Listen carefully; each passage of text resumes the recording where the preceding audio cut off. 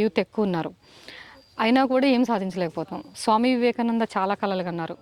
Youth pillars భారతదేశానికి. Pillars అంటే 4 ఆగటానికి ఒక బిల్డింగ్ పోల్స్ స్తంభాల్లాగా అనమాట. 4 స్తంభాలు. ఇప్పుడు ఏమైంది అది? ఒక్క స్తంభం కూడా లేదు సరిగా. అంటే ధర్మం ఒంటి కాళ్ళ మీద కూడా నడవట్లేదు. భయమేస్తుంది ఏమైపోతుందని. నాకెందుకండి భయం? నేను బాగానే పండించుకుంటున్నాను కదా హ్యాపీగా. మా పిల్లలు మంచి ఆహారం పెడుతున్నాను. వండుకోవచ్చు కదా, ఎందుకు తపన మీరందరూ బాగుండాలని? ఇదే భారతీయ తత్వం. ఇదే మనకుండే ఆ అదృష్టం, మన గుణాలు అలా ఉంటాయన్నమాట. అంటే త్యాగం, సాక్రిఫైస్ చేసే గుణం ఒక్క భారతీయులకే ఉంటుంది. ఖచ్చితంగా ఇది చెప్పగలం. గరికపాటి గారు వినే ఉంటారు అప్పుడప్పుడు, చాగంటి గారు చెప్తూ ఉంటారు. సో ఇది మనకు ఉంది, ఇప్పటికీ మీకు ఉంది, కానీ బయటకు రావాలి. నేను ఒక్కదాన్ని చేస్తే సరిపోదు, అందరూ బయటకు రావాలి. అంతే కదా, బాగా చెప్పానా?